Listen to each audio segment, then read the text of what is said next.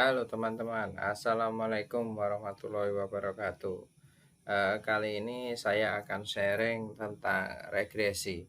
Regresi adalah salah satu analisis data statistik untuk melakukan analisis data kuantitatif.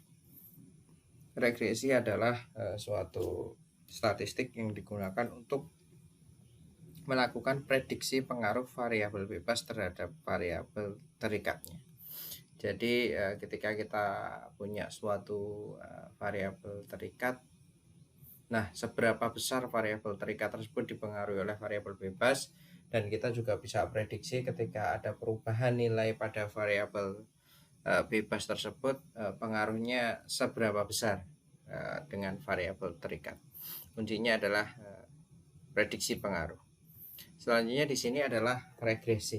Regresi itu pada dasarnya memiliki bentuk umum persamaan, yaitu Y sama dengan A ditambah B1X1 ditambah B2X2 ditambah B3X3 ditambah seterusnya hingga ditambah BN/XN.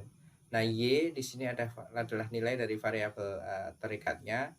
X itu adalah variabel bebasnya. Jadi di sini variabel bebas itu tidak hanya satu, bisa banyak. Nah, ini bisa variabel bebas pertama, variabel bebas kedua, variabel bebas ketiga, dan variabel bebas ke n. Jika variabel bebasnya ada dua, ya sudah stop di sini.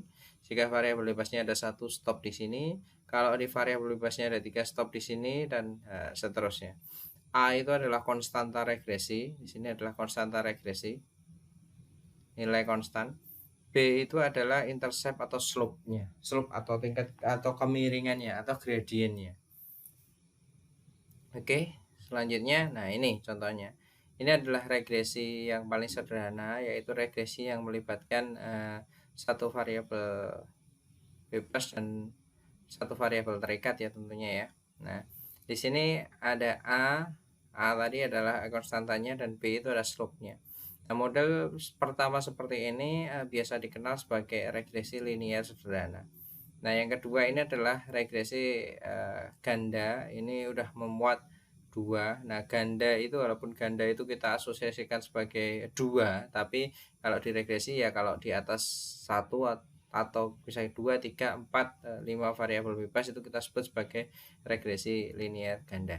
Nah, di sini adalah Y sama dengan adalah A konstantanya ditambah B1X1 B2X2. Kalau seandainya 3 sama ditambah terus seperti ini. Oke. Nah, ini kita akan coba sharing gimana sih sebetulnya nilai-nilainya. Nah, misal saya di sini punya nilai Y sama dengan 16,234 ditambah 0,77X. Nah, ini adalah persamaan regresinya. Maka interpretasinya adalah setiap ada peningkatan 1 untuk variabel X. Jadi variabel X-nya itu nambah. Misal dia bisa 1, dia bisa diisi 2, bisa diisi 3, bisa diisi 4, bisa diisi 5. Maka dia akan memberikan pengaruh sebesar 0,776 terhadap variabel Y. Oke, jika nilainya X-nya 0, maka dia nilainya adalah 16,234. Jika dia 1, maka nilai Y-nya adalah 16,234 dikali ditambah 0,776. Seperti itu. Bagaimana dengan linear ganda? Linear ganda, nah misal saya punya Y sama dengan 16,234 ditambah 0,776 X1 ditambah 0,16 X2. Nah, ini interpretasinya adalah setiap ada peningkatan 1 untuk variabel X1, maka Y akan bertambah 0,776, dan setiap peningkatan 1 pada variabel X2 maka nilai Y akan bertambah 0,16. Nah, oke. Namun semua itu hanya berlaku, yang perlu dicatat adalah yang kalimat di bawah ini. Semua itu hanya berlaku ketika secara statistik menunjukkan pengaruh yang signifikan. Jadi nanti ketika teman-teman melakukan analisis regresi, setelah teman-teman itu sebelum teman-teman itu melihat persamaan regresinya, teman-teman harus melihat pengaruh signifikansinya, dia signifikan atau enggak. Ketika dia enggak signifikan, ya jadinya persamaan ini tidak bisa diinterpretasikan. Tapi ketika dia dinyatakan signifikan, maka baru persamaan tersebut bisa gunakan dan diinterpretasikan. Nah, sebetulnya apa sih contohnya persamaan regresi itu dalam penelitian? Nah, contohnya misal seperti ini. Analisis pengaruh faktor-faktor kecerdasan emosi terhadap komunikasi interpersonal perawat dengan pasien. Jadi gini, misal di sini kita akan punya dua variabel, ini pakai regresi